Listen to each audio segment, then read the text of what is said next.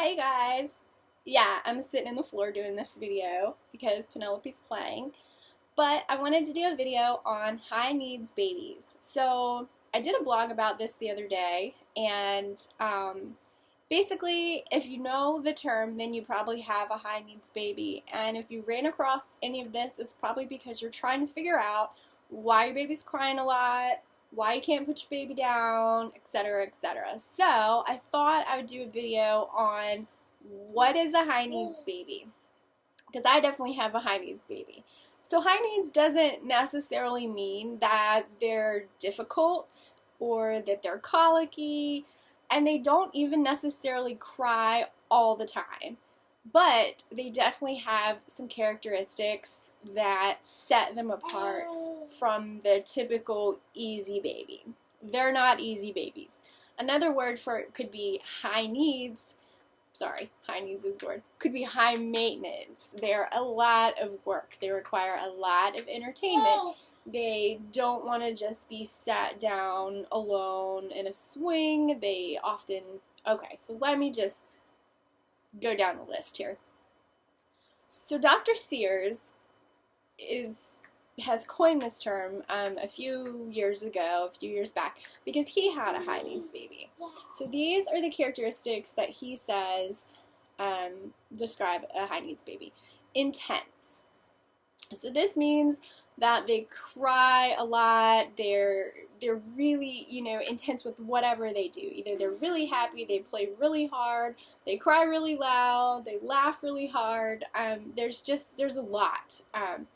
And Dr. Sears actually says that you can spot a high needs baby even in the hospital because they cry more, they need to be fed more, etc., etc. The second is hyperactive. So a lot of times hyperactive, the term has like a negative connotation to it because of like ADHD and whatnot, but hyperactive doesn't necessarily mean that it's a bad thing. It just means like they get bored easy, they want to always be like doing something, learning something, seeing something, etc., etc. So she definitely gets bored really quickly. I don't know if you've seen, if you follow me on Instagram or anything, you will see some of the posts that I do where we have the playroom, for example. I mean, you can see already, there's a couple toys. But we basically have toys everywhere, and she goes from thing to thing. But even since she was little, she has gotten bored really frequently. Uh-oh, she's coming up. She's coming up. Hi! There she is! Hey, baby! Hey, baby! The third one is draining.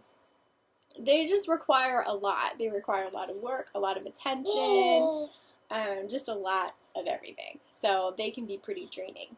The fourth one is that they feed frequently. If you have watched my video on comfort nursing, then you know that she is a very frequent nurser. She eats a lot.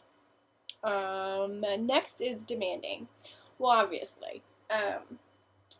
Based on everything that I've said, you can obviously tell that Penelope is demanding.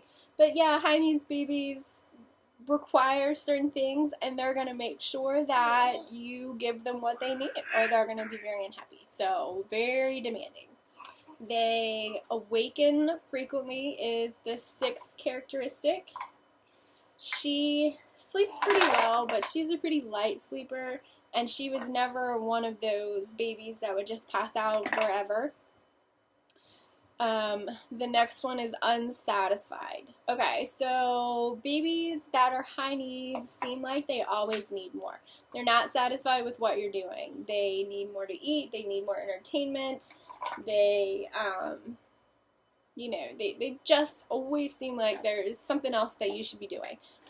Unpredictable. Yes, yes, yes. She is so unpredictable. Like,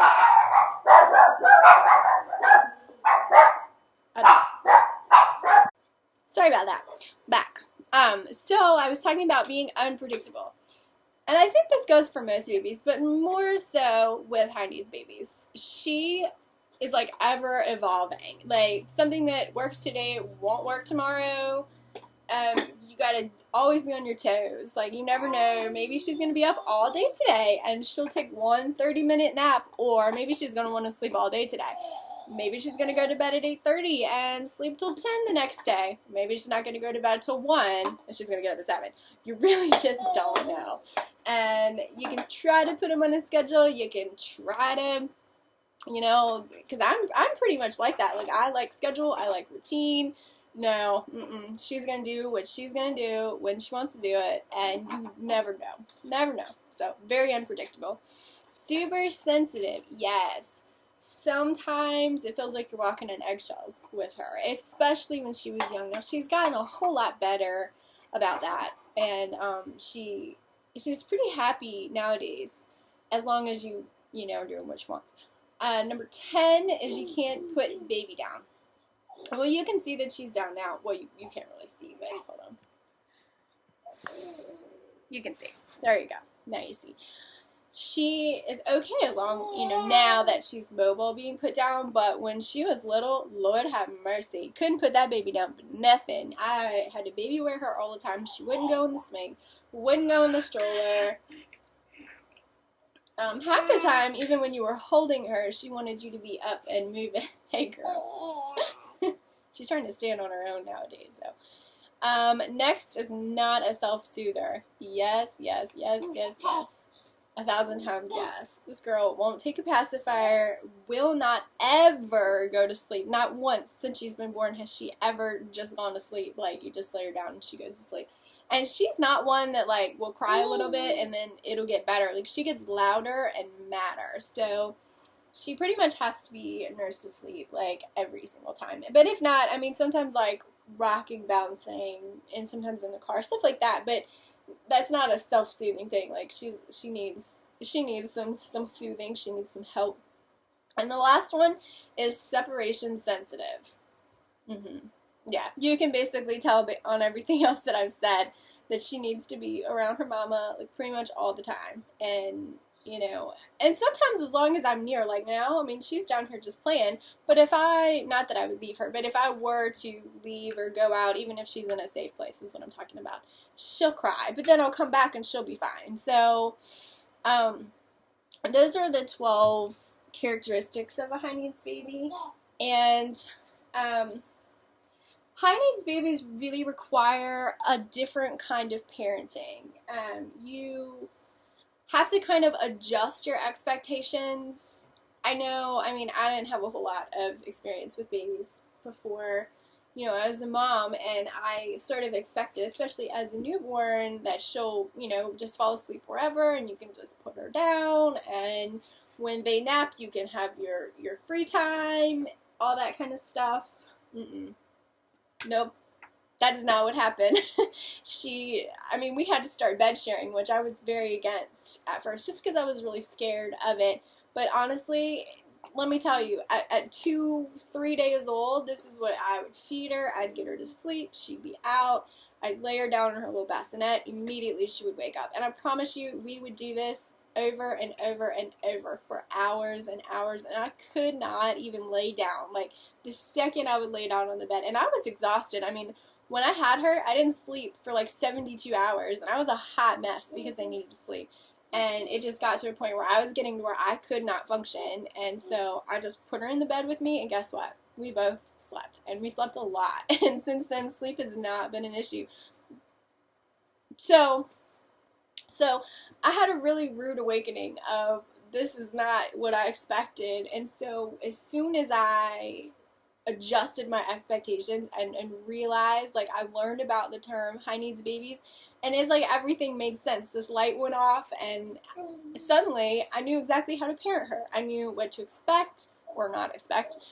I knew how to handle things. I knew that it wasn't because I was doing something wrong. It's not because of breastfeeding. You know, and that's another thing. I'm getting off topic a little bit. But people love to blame breastfeeding on stuff like, oh, well, she's too clingy. She's too attached to you. Or she's not getting enough, and that's why she's not sat. No, it is not because of breastfeeding. Some babies are just like this. Trust me. I'm in a ton of support groups now for this, and there's a lot of formula-fed babies that are the same way. It's a personality thing. It's not a problem. It's not a parenting problem. It's not a breastfeeding problem.